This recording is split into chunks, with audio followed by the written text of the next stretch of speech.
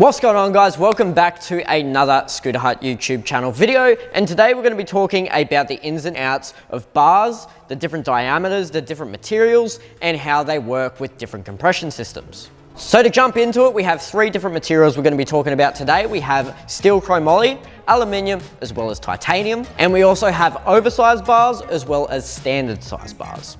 Now, depending on what bar you choose, this is actually going to affect your overall setup in terms of compression system, which is why I have the clamps here, as well as things like bar ends. So to kickstart things off, we're going to talk about a standard size chromoly steel bar. Now, chromoly steel bars are going to be one of the most durable bars you can find on the market. However, with the durability, you are picking up a little bit extra weight. But if you are not a weight weenie, then I would definitely recommend checking out a pair of steel chromoly bars. The ones I have in my hand in particular right now, as said, are the standard size. Another notable feature of these bars right here is the fact that it doesn't have a slit. And what this means is that you are actually only going to be able to use it with an SES compression system. And the reason for this, if you want to run an IHC or HIC compression system, you are going to need a slit in the bars, which I'll jump into in the later section of this video.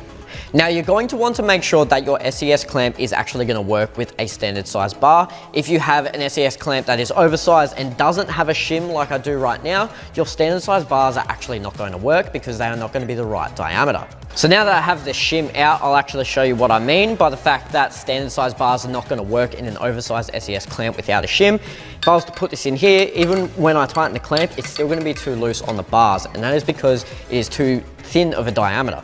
So with these bars in particular, we're going to want to make sure that it is either a standard size SES clamp or a clamp that comes with a shim. Put that back in, and now these bars are going to be right to work with this clamp. Now, if you want to know further information about the clamps and compression systems themselves, we have done previous videos, which we'll link in the description below, where you can find more about them. However, today we're just going to really be talking about the bars themselves. Now, another thing to make note of when purchasing a pair of standard size bars is the fact that not all bar ends are actually going to work with them. With the red, we actually have a smaller diameter that is going to work with aluminium bars. And then on the right, we have this blue one, which is going to actually fit nice and snug into a pair of chromoly steel bars. Doesn't matter if they are standard size or oversized, the larger size bar end is actually always going to work, as the top tube always remains the same diameter. So that's your standard size chromoly steel bars. Let's move on to the next one. So now I have in my hands here an oversized steel chromoly bar. So it's going to be oversized in diameter, but it also comes with a slit for use with HIC compression systems. Now, I'm not going to go into depth of compression systems in this video, as we have done it in the past. If you do want to learn some more, make sure you head to the link that it will be in the description of this video below, where you can find out more information about that. But as far as the material goes, there's nothing different between this and the standard chromoly we have spoken about before. There also is no difference for the bar ends. Because it is a chromoly steel bar, you are going to want to use the larger diameter bar end. That is going to fit perfectly. If you use the smaller one, it's just going to fall out.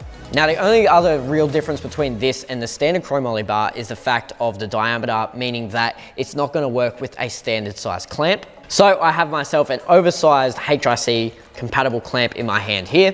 It does currently have a shim in it, so if I was to try put the bars in right now, it actually won't fit. So what I would have to do is take the shim out, and now that I have the shim out, I can put the bars into the clamp easily. Now, moving on, we have a pair of aluminium bars here.